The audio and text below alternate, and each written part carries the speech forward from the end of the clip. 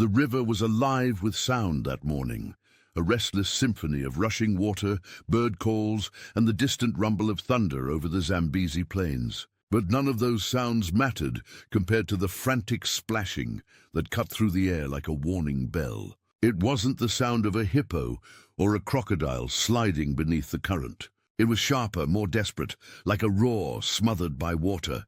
Standing on the narrow aluminum boat, Dr. Imani Oasisu froze. Her eyes, sharp and searching, scanned the churning river until she spotted a flash of tawny gold in the swirling brown water. For half a heartbeat, she couldn't believe what she was seeing. A lion. A full-grown male, its magnificent mane plastered to its skull, thrashing helplessly in the current. Lions don't belong in deep water. They wade if they must, yes, but they avoid currents this strong. Yet there he was, massive paws clawing at nothing, golden eyes wide with a terror few humans will ever witness. He was losing the fight. His head dipped beneath the surface, then shot up again, gasping, coughing, sinking lower with every frantic kick. "Cut the engine!" Imani barked, her voice slicing through the hum of the outboard motor. The driver, Thomas, obeyed instantly, and sudden silence fell over the boat. All that remained was the roar of the river and the dying struggle of a king of beasts. The decision formed inside her before logic had a chance to speak. She stripped off her field vest, kicked free of her boots, and hurled herself into the churning water. Cold shock slammed into her body like a wall. The current caught her instantly, dragging her downstream. But her strokes were strong, purposeful, born from years of training as a wildlife veterinarian who had faced danger before, but never like this. Behind her, a voice shouted her name. The cameraman scrambled to keep her in focus, heart pounding as he steadied the lens. He had filmed lions on the hunt, elephants in a charge, but nothing like this. A woman diving headlong toward a drowning predator. This was madness. The current tugged at Imani's limbs, but she cut through the water with determined power, eyes locked on the floundering lion. Each second mattered. Each breath could be the animal's last. 10 yards. 5. Then at last she was close enough to see the raw panic in his eyes and the deep, ugly gash along his hind leg. Blood clouded the water in faint crimson swirls. "Easy. Easy now," she whispered, though the words were carried away by the river. She knew the danger. A panicked animal of this size could kill her without trying. But something in the lion's gaze rooted her fear. There was wildness, yes, but also a flicker of something else, pain, confusion, and impossibly, trust. With a deep breath, Imani slid behind him, hooking her arms under his massive forelegs as if he were an injured swimmer. The lion jerked once, muscles coiling in reflex, but he did not strike. Instead, he allowed her grip, his strength waning as the river tried to claim them both. Behind them, the boat's engine roared back to life. Thomas steered to a cautious distance, eyes wide with disbelief. "She's insane," he muttered under his breath, though awe laced every word. The struggle toward the riverbank began, a battle of muscle against merciless current. Water pounded against them, dragging them sideways, threatening to tear rescuer and rescued apart. Twice Imani's head dipped beneath the surface. Twice she kicked free, lungs burning, arms locked around the weight of the king beside her. Minutes stretched like lifetimes. Then at last, her feet scraped the sandy bottom of a shallow inlet. She pushed forward with everything left in her, guiding the weakening lion toward the safety of the shore. And that was when the true story began, because once they reached land, once the danger of drowning had passed, the lion did something no one watching that day would ever forget, something that would leave the world speechless. 30 minutes earlier, the morning had felt ordinary, even peaceful. Our small crew had risen with the pale glow of dawn to begin another day of filming along Zambia's Lower Zambezi National Park.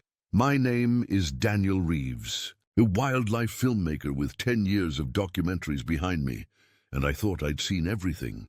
I was wrong. The Zambezi River stretched like a living ribbon of silver and silt, swollen from weeks of heavy rain. Its surface looked calm from a distance, but up close the water ran fast and deceptively strong, carrying branches, leaves, and the occasional swirl of foam. It was a place of raw beauty and hidden danger, a perfect setting for the conservation project we were documenting. Dr. Imani Oasisu stood at the bow of the boat, dark braids tied neatly back, a portable testing kit slung over her shoulder. At 32, she had already dedicated more than a decade of her life to African wildlife conservation. Kenyan-born and trained as a wildlife veterinarian, she possessed a quiet intensity that made people listen and animals somehow trust her.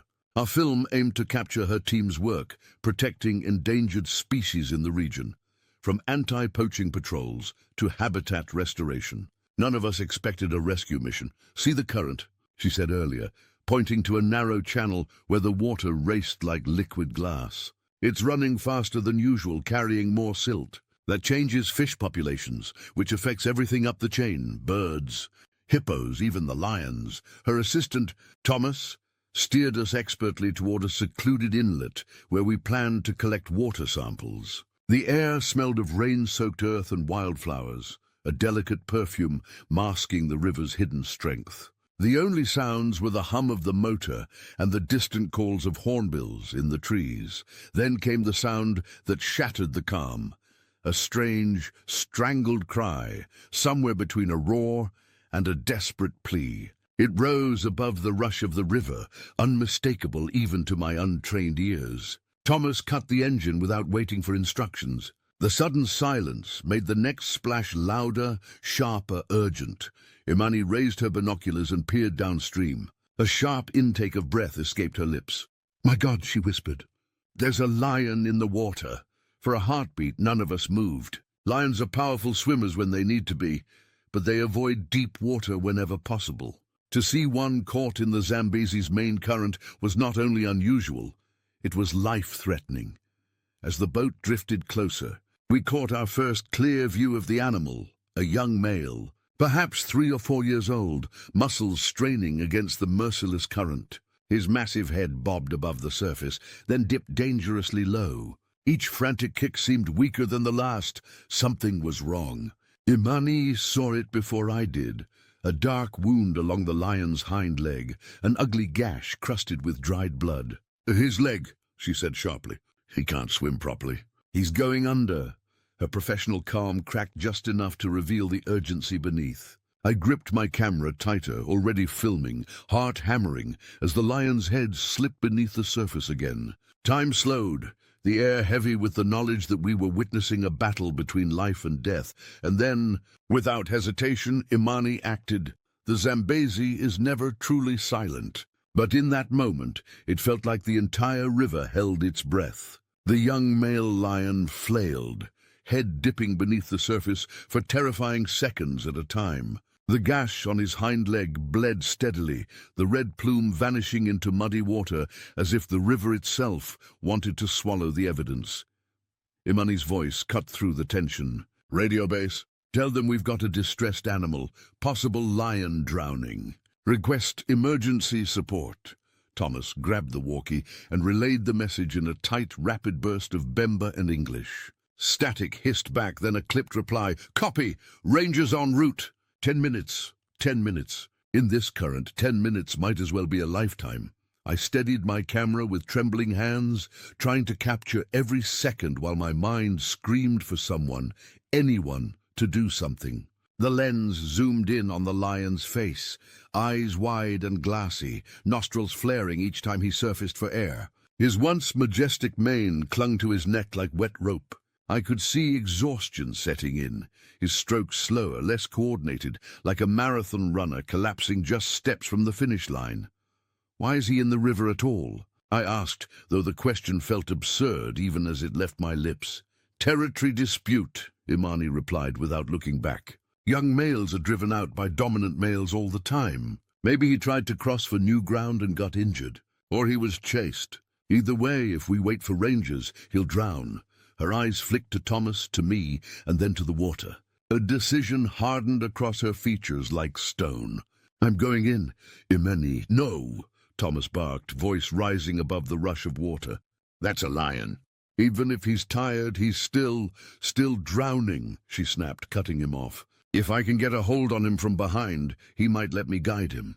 I need you to keep the boat steady and ready to pull us back." Before either of us could stop her, she was unzipping her vest and yanking off her boots. Every movement was precise, practiced, as if she'd rehearsed this impossible rescue 100 times. I caught the briefest flash of fear in her eyes. Fear not of death, but of failure. "Imani, think about this." I tried one last time, but she was already poised at the edge of the boat. "I am thinking," she said calmly. "He's thinking too. And right now, he's thinking he doesn't want to die." With that, she dove. The splash echoed like a gunshot across the river. Cold spray misted my camera lens as I tracked her descent. One powerful stroke after another, she cut through the current with the efficiency of a seasoned swimmer. Head angled toward the desperate swirl of tawny gold ahead. "God help her," Thomas muttered, white-knuckling the tiller. The lion surfaced again, mouth open in a silent roar, eyes wild. Imani was less than 20 feet away now, her movements deliberate but urgent. Every instinct told me to stop filming and help, but what could I do? Jump in and risk throwing off her approach? The best I could offer was to keep the camera steady and pray the rangers were moving faster than ever. Seconds dragged like hours. The river hissed and foamed, carrying the pair downstream. The rescue had begun. Imani closed the final distance in a burst of strokes that defied the current. The lion thrashed once, sending a wave over her head. She resurfaced coughing, but her eyes never left his. "Easy, easy," she murmured, though the river stole her words. The sound didn't matter. Her calm presence spoke louder than language. Carefully, she angled herself behind the massive cat, avoiding the lethal reach of claws and teeth. The lion's movements were slowing now, less violent, more desperate. Perhaps he sensed the futility of struggle, or perhaps some primal instinct recognized a lifeline when it appeared. She hooked one arm beneath his front leg, locking her hands across his broad chest the way a lifeguard secures a drowning swimmer. For a moment, he jerked in reflex, muscles bunching like coiled steel. Any single kick could have broken ribs or torn flesh. Instead, his body sagged, surrendering to her grip. From the boat, Thomas shouted over the roar of water, "Hold on! I'm coming closer." He throttled the engine lightly, maneuvering downstream to match their drift while avoiding submerged logs. The aluminum hull scraped against unseen debris, each groan making my stomach twist. "Keep filming!" Imani called, voice tight but steady. "The world needs to see this." I obeyed, though my hands trembled so hard I feared the footage would be unusable. Through the viewfinder, I watched a tableau that defied logic. A woman and a lion locked in a fragile partnership against the indifferent fury of the river. The current surged, dragging them sideways. Twice the lion's head slipped beneath the surface. Twice Imani kicked hard, lifting his muzzle back into the air. Her muscles quivered with effort, each stroke a battle of sheer will. "Almost there," Thomas encouraged, steering closer. "Shallow bend ahead, 10 meters." But the river had its own plans. A sudden whirlpool spun beneath them, sucking them toward a jagged outcrop of rocks. Imani saw it first and pivoted, using her body as a shield. The lion's hind legs scraped the stone, reopening the wound with a fresh burst of blood. He let out a hoarse, guttural moan, half roar, half cry, that vibrated through the water and into my bones. "Stay with me," she shouted, voice breaking for the first time. With a final surge of strength, she kicked toward the calmer eddy beyond the rocks. Her arms ached, lungs burned, but she refused to loosen her grip. Inch by inch, they cleared the danger zone. Thomas brought the boat alongside, extending a long bamboo pole. "Grab it!" he yelled. "I can't," Imani gasped. "If I let go, he'll go under. Then we tow you." Thomas threw a coiled rope toward her. She caught it with her free hand and looped it around her wrist. The boat's engine growled as Thomas reversed slowly, dragging rescuer and rescued toward the shallows. The struggle felt endless. My camera lens fogged with spray and sweat, but I kept rolling, unwilling to miss a single heartbeat of the impossible sight before me. Finally, mercifully, Imani's feet scraped sandy bottom. She pushed upward, guiding the exhausted lion until his paws found purchase. Together they staggered forward, a mismatched pair bound by survival, until the river released them onto a narrow spit of mud and grass. For a long, breathless moment, none of us moved. Water streamed from Imani's hair and clothing. The lion collapsed onto his side, chest heaving, golden eyes half closed. The only sound was the ragged chorus of their breathing. Then, in a gesture that would replay in my mind for the rest of my life, the lion slowly raised his head. He looked directly at Imani, really looked at her, before lowering his muzzle to the earth in what could only be described as a bow. Not aggression, not fear, something else entirely. Gratitude, respect. Whatever it was, it stole the breath from my lungs. Imani knelt beside him, her hand hovering just above his soaked mane. She didn't dare touch him. Not yet, but the connection between them was undeniable, a silent pact forged in the crucible of the river. Thomas finally broke the spell with a shaky laugh. "You're absolutely insane," he said, voice thick with relief. "But you did it." Imani exhaled a trembling breath, eyes never leaving the lion. "We did it," she corrected softly. Behind us, the distant wail of ranger sirens grew louder, cutting through the humid air. Help was finally on the way, but the most dangerous part of the day was already over. The Zambezi's roar softened to a low murmur as the drama shifted from water to land. The young lion lay on the muddy bank, sides heaving, eyes flicking between the humans who now surrounded him. The rangers were still minutes away, their vehicles bouncing along a rutted track somewhere beyond the tree line. For the first time since she dove in, Imani allowed herself to truly breathe. She crouched a few feet from the massive cat, mud clinging to her soaked clothing. "Easy, King," she whispered. Her voice carried a soothing cadence, the same low tone she used when calming sedated animals in her clinic. "You're safe now." The lion's ears twitched at the sound. He made no move to rise, but his golden eyes fixed on her with unsettling intensity. It wasn't the raw fear I expected, nor the defiance of a cornered predator. It was something else, an awareness, a silent recognition that defied words. Thomas kept the boat's engine idling a safe distance away, ready for a quick retreat if the lion decided gratitude was not part of his vocabulary. "Imani," he called, voice low, "you should back up. If he lashes out—" "I know," she replied, never breaking eye contact with the lion. "But look at him. He's exhausted, and he knows I'm not a threat." The lion shifted slightly, a slow, deliberate movement that sent a ripple of tension through my chest. Instead of lunging or growling, he lowered his great head until his chin rested on the muddy earth. Then, with a soft exhale, he extended one paw, massive, powerful, lethal, until it lay barely an arm's length from Imani's knee. My breath caught. Was it an accident? A warning or an offering? Imani's eyes widened, but her body remained perfectly still. "Do you see this?" she murmured, half to herself, half to the cameras that continued to roll. "He's showing trust." The lion blinked slowly, like a house cat signaling peace. The gesture was almost human in its tenderness. Imani's hand hovered above the wet earth, trembling slightly. "May I?" she whispered, though the question was for him, not us. No one moved. Even the river seemed to pause. Very slowly, she extended her fingers until they hovered just above the lion's mane. The thick hair was slick with water, darkened to a deep bronze. For a heartbeat, nothing happened. Then, with a deep rumbling sigh, the lion leaned into her touch. It was a moment so intimate, so impossible, that I nearly forgot to breathe. Here was the king of beasts, wild, wounded, untamed, accepting the comfort of the very species that had nearly driven his kind to extinction. It was as though the ancient rift between human and predator had, if only for an instant, been bridged. Thomas finally exhaled the breath he'd been holding. "Unbelievable," he whispered. "He's thanking you." The lion closed his eyes and pressed his head more firmly against Imani's palm. A soft vibration emanated from deep within his chest, a sound somewhere between a purr and a low growl, a sound of trust.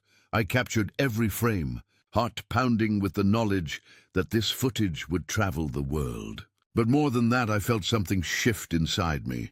This was no simple rescue. This was communion. The distant rumble of engines grew louder. The park rangers were finally arriving. Imani gently withdrew her hand and leaned back, signaling the end of the fragile truce. The lion opened his eyes and followed her movement, but made no attempt to flee. He seemed to understand that help, not harm, was on its way. 2 trucks skidded to a stop at the edge of the clearing, sending up clouds of dust. 4 rangers leapt out, rifles slung over their shoulders and tranquilizer guns at the ready. Their eyes widened when they saw the soaked veterinarian sitting mere feet from the lion. "Dr. Oasisu," the lead ranger called, his voice tight with alarm. "Step away now!" "It's all right," she said calmly, rising slowly to her feet. "He's weak but not aggressive. We need to treat his leg before infection sets in." The rangers exchanged uneasy glances but lowered their weapons slightly. Even they could see the lion posed no immediate threat. Still, their training demanded caution. As the team moved in with a portable stretcher and medical kit, the lion watched silently, head raised, eyes following every motion. He made no attempt to retreat into the bush. It was as though some unspoken agreement held him in place. And then, as if to remind us of the wildness that still burned within, he released a deep, resonant roar, not of anger, but of weary defiance. The sound rolled across the river like thunder, a proclamation of survival. The rangers worked quickly but carefully. One man prepared a tranquilizer dart, while another readied a collapsible cage for transport. Imani stayed close, offering quiet instructions that carried the authority of experience. "Minimal dosage," she advised. "He's already weak. We just need him calm enough to clean and stitch the wound." The lead ranger nodded and raised the dart gun. The soft hiss of compressed air followed, and the small projectile embedded itself gently in the lion's flank. The big cat flinched, but did not react aggressively. Within minutes his powerful muscles slackened, his massive head lowering to the muddy ground. Imani knelt beside him, donning sterile gloves from her kit. "Pulse steady," she said, more to herself than to anyone else. Respiration slow but strong. With practiced efficiency, she cleaned the deep gash along his hind leg. The wound was worse than we'd first thought. A jagged tear, likely caused by a hidden branch or rock during his desperate swim. Infection had already begun to set in. She flushed the cut with antiseptic, her brow furrowed in concentration. Thomas hovered nearby, holding supplies as she stitched the wound in neat, precise motions. I filmed every detail. The gentle way she checked his pause for additional injuries, the careful way she monitored his breathing. The scene felt almost surgical, yet profoundly intimate. Science and compassion intertwined. "What happens next?" I asked quietly. "We'll transport him to the wildlife center," she replied, without looking up. "He'll need antibiotics and a few weeks of observation. Once he's strong enough, we'll release him back into his territory, if we can determine where that is. And if another pride drove him out." Her eyes softened. "Then we find a safe reserve where he can live, without constant fights. Every lion matters, especially males. They carry the genes that keep prides healthy." The rangers secured the final stitch and checked the tranquilizer level. Slowly, carefully, they slid a reinforced stretcher beneath the sleeping lion. Even sedated, his sheer weight required 4 men to lift. Mud squelched under their boots as they carried him toward the waiting truck. As the team loaded the lion into the transport crate, a light rain began to fall. A soft, cleansing drizzle that cooled the humid air. Imani stood beside the truck, watching the great cat with a mixture of relief and quiet reverence. "You saved his life," I said, lowering my camera at last. She shook her head gently. "He saved mine, too." I frowned, unsure whether I'd heard her correctly. "When you work with wildlife," she continued, eyes still on the lion, "you're reminded every day how small you are. That river could have taken me just as easily as it tried to take him. But in his eyes, I saw a will to live so fierce it pulled me forward. He reminded me why I do this." Thomas joined us, mud streaking his arms and face. "And now the whole world will see it," he said, nodding toward my camera. "Maybe they'll finally understand what's at stake. The lion shifted slightly in his crate, his tranquilized body stirring as if dreaming. For a brief instant his golden eyes cracked open. They met Imani's one more time, soft, searching, almost grateful, before fluttering closed again. The truck doors latched with a metallic click. The rangers climbed aboard, engines rumbling to life. As the convoy rolled toward the wildlife center, the rain intensified, drumming against metal roofs and soaking the parched earth. The river, once a site of chaos, now whispered like a lullaby behind us. Imani stood motionless, rain streaming down her face until the trucks disappeared into the dense green horizon. Only then did she allow herself to lean against the boat's railing. Eyes closed, a single tear mixing with the rain. 3 days later, the Wildlife Center released an update. The young male, now affectionately nicknamed Zuberi, meaning strong in Swahili, was recovering well. The stitches held, the infection was under control, and his appetite had returned with the ferocity of a true king. In a few short weeks, they expected to release him into a protected reserve where he could roam free, safe from rivals and poachers alike. When I visited the center to capture follow-up footage, I found Imani standing quietly outside Zuberi's enclosure. The lion rested in the shade, golden eyes half closed but alert. When he spotted her, he rose to his feet and approached the reinforced fence with slow, deliberate steps. He stopped just a breath away, the barrier between them, a reminder of the fragile line separating wild and human worlds. Imani didn't reach out this time. She simply stood, hands at her sides, and met his gaze. For a long, unbroken minute, they stared at one another, two beings bound by a moment on a river that neither would ever forget. Later, as the sun sank over the Zambezi, I asked her what the rescue meant to her. She thought for a long moment before answering. "It means that courage doesn't always roar," she said softly. "Sometimes it dives into the unknown, even when logic says stay back. It means that trust can exist where we least expect it, between species, between strangers, between worlds that should never touch. And it means that saving one life, even just one, matters." Her words lingered in the humid dusk, a quiet counterpoint to the thunder of the river beyond. Because on that day, a woman saved a lion, but perhaps in some small way, the lion saved us too.